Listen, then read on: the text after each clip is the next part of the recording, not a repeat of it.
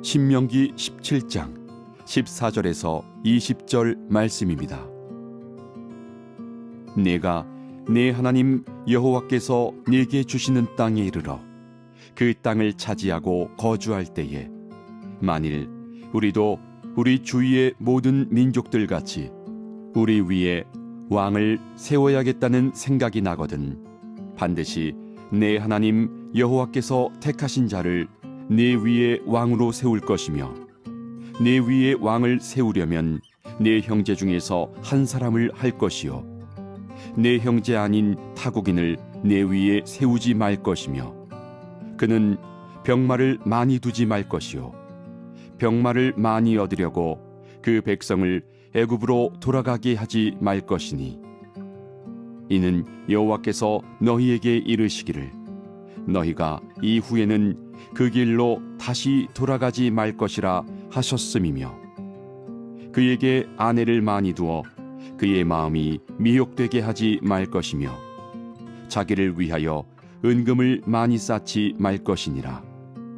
그가 왕위에 오르거든 이 율법서의 등사본을 레위 사람 제사장 앞에서 책에 기록하여 평생에 자기 옆에 두고 읽어 그의 하나님 여호와 경외하기를 배우며 이 율법의 모든 말과 이 규례를 지켜 행할 것이라. 그리하면 그의 마음이 그의 형제 위에 교만하지 아니하고 이 명령에서 떠나 좌로나 우로나 치우치지 아니하리니 이스라엘 중에서 그와 그의 자손이 왕위에 있는 날이 장구하리라. 아멘. 하나님의 말씀입니다. 오늘 말씀의 제목 하나님이 원하시는 왕의 요건이라는 제목으로 말씀 나누겠습니다.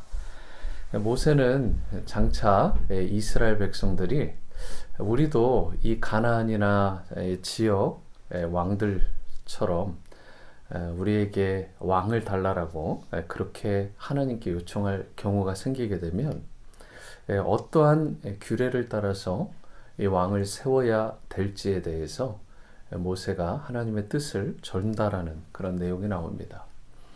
15절 말씀입니다. 반드시 내 하나님 여호와께서 택하신 자를 내 위에 왕으로 세울 것이며 내 위에 왕을 세우려면 내 형제 중에서 한 사람을 할 것이요 내 형제 아닌 타국인을 내 위에 세우지 말라. 우선 왕은 반드시 하나님께서 선택한 사람이어야 했고 또 타국인이 아닌 이스라엘 동족 가운데서 세워야 된다라고 명령을 했습니다. 후에 이스라엘 초대 왕으로 세워진 이 사울이요 교만해져서 하나님을 거역하고 또 불순종을 행하자 하나님은 선지자 겸 제사장이었던 이 사무엘을 통해서 결국 이 다윗을 왕으로 세우게 됩니다. 그때 하나님께서 이새의 여러 아들들 중에서 정말 어떻게 보면 인간적으로는 볼품없고 초라해 보이고 지극히 작아 보였던 이 다윗을 하나님께서 택하심과 동시에 이런 말씀을 하셨는데 사무엘상 16장 7절 말씀이었죠. 사람은 이렇게 외모를 보거니와 나 여호와는 중심을 본다.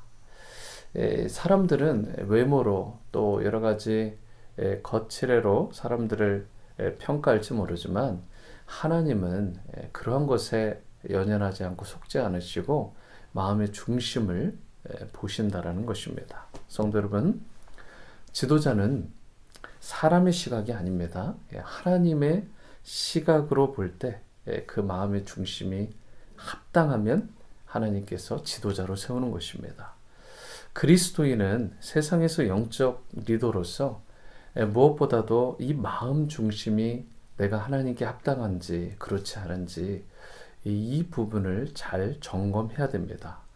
그래야 주위 사람들을 정말 예수님께로 바르게 인도할 수 있고 많은 영혼들을 구원할 수 있는 그런 귀한 하나님의 사람으로 쓰임받게 되는 것입니다.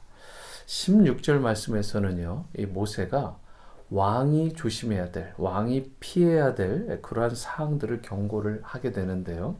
거기에 대표적인 것이 무엇이냐면 무엇보다 병마, 이런 이 군사들이나 이 말에 대한 부분들을 너희들이 의지하지 말라. 군대를 의지하지 말라. 그러면서 또 두 번째로는 이 많은 여자들을 두지 말라. 이 많은 여자를 둔다라는 것은 결국 그것을 통해서 다른 나라들과 화치를 맺는 것인데, 그로 인해서 이 하나님을 의지하기보다 다른 나라의 파워를 의지하고 또 여인을 자꾸 들이다보면 그와 함께 우상들이 들어오게 되고, 그래서 하나님을 떠나게 되는 그런 악순환이 벌어지는 것, 하나님이 미리 경고하신 것입니다.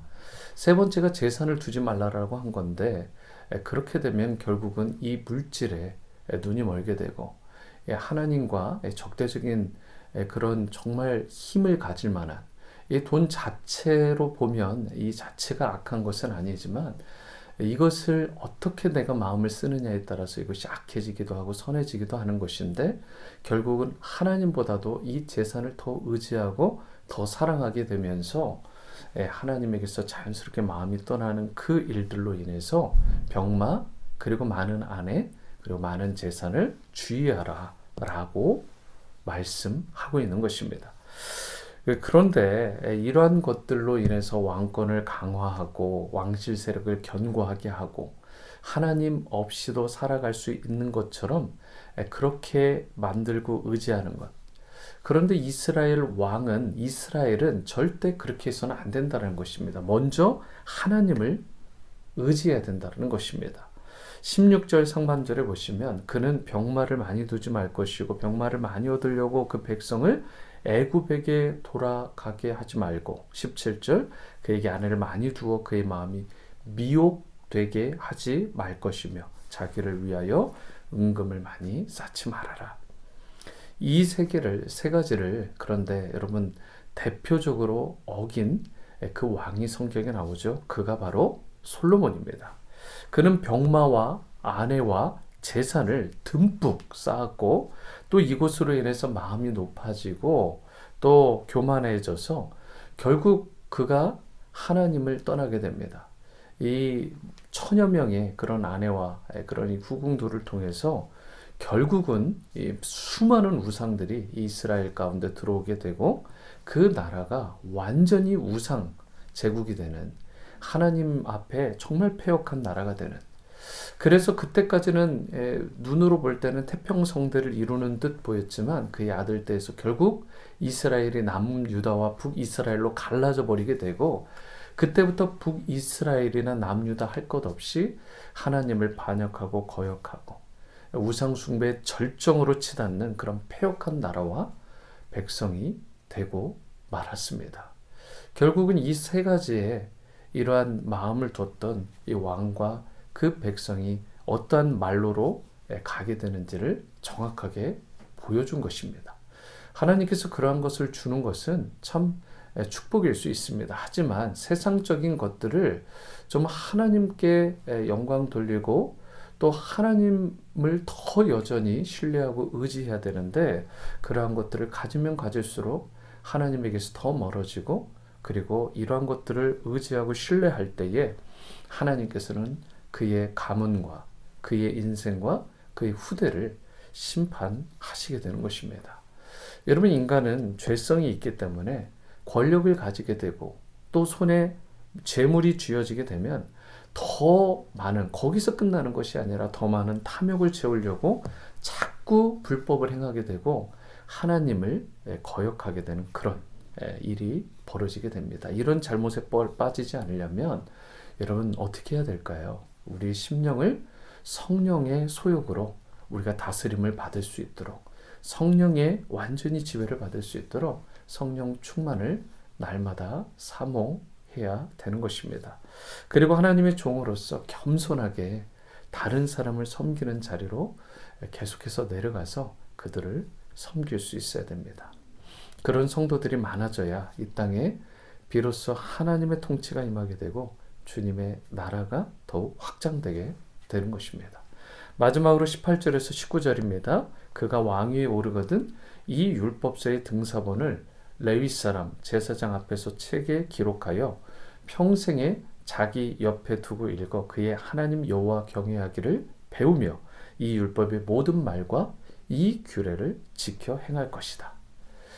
모세는요, 이스라엘의 왕이 하나님의 말씀과 규례에 반드시 순종해야 된다라고 명령했습니다. 우선 하나님의 율법을 필사해서 곁에 두고 계속해서 그것을 읽고 묵상, 메디테이션 하면서 그 말씀에 순종하라라고 그렇게 명령합니다. 사실 여러분, 왕도 결국은 하나님 앞에서 피조물에 불과합니다. 여러분, 세상 앞에서 정말 위세등등하고 정말 자기가 최고인 것처럼 해도 결국은 피조물이죠. 그렇기 때문에 왕도 하나님을 경외하는 법을 제대로 배워야 되고 그 왕도 하나님을 경외하는 것을 계속해서 실천하며 살아야 되는 것입니다. 그렇게만 한다면 나라가 하나님의 뜻 가운데 바르게 세워지고 또 바르게 통치가 될 수 있게 되는 것입니다. 여러분, 미국 대통령 아브라함 링컨의 집무실 책상에 이 어머니가 유산으로 남긴 오래된 성경이 있다는 것, 참 유명한 일화죠. 남북 정쟁에서 승리하고 또 노예 해방과 미국 통합을 이루기 위해서 힘쓰다가 난관에 봉착할 때마다 그가 가장 먼저 의지하고 펼쳤던 것은 바로 살아계신 하나님의 말씀이었습니다. 그리고 용기와 지혜를 얻어서 그때마다 포기하지 않고 앞을 향해 나아갈 수 있었던 거죠. 그는 바로 하나님께서 명령하신 대로 성경을 통해서 힘을 얻고 그래서 그 위대한 업적을 이룰 수 있었던 것입니다. 그가 이러한 고백을 했죠. 하나님께서 자신에게 준 최고의 선물은 바로 성경이다.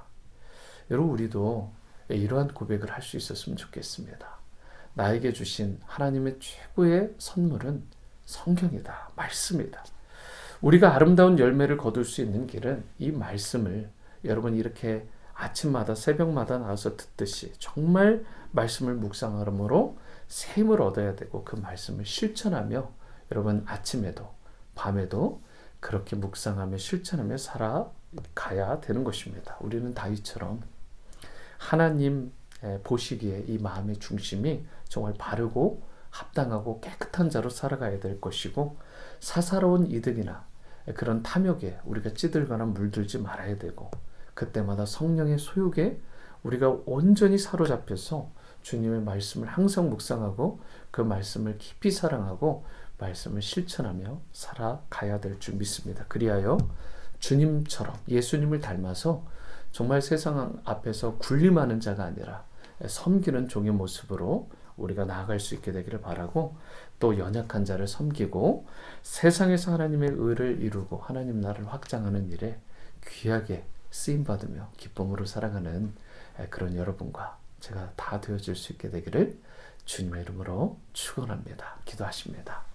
사랑과 은혜의 주님, 오늘 말씀과 같이 정말 하나님의 나라의 일꾼으로 서기 위해서 우리가 돈이나 또 세상의 권력이나 파워 또 이성에 대한 부분들 이러한 부분들에 대해서 하나님 앞에 성결하고 또 거룩함을 우리가 잃지 않게 도와주시고 늘 하나님을 더욱더 신뢰하고 하나님만 의지하고 나아가는 그런 인생 되어지게 도와주시옵소서. 정말 다윗과 같이 그 마음의 중심이 하나님 앞에 합하다라는 칭찬을 들을 수 있게 도와주시고 말씀을 늘 곁에 두고 정말 링컨과 같이 이 하나님의 말씀이 성경이 나에게 주신 최고의 선물임을 고백할 때 어떤 어려운 난관도 헤치며 우리가 승리하며 나가고 많은 영혼들 주께 돌아오게 하는 일에 의미 있게 쓰임받으며 살아가는 우리 모두가 되게 도와주시옵소서. 예수님의 이름으로 기도드립니다. 아멘.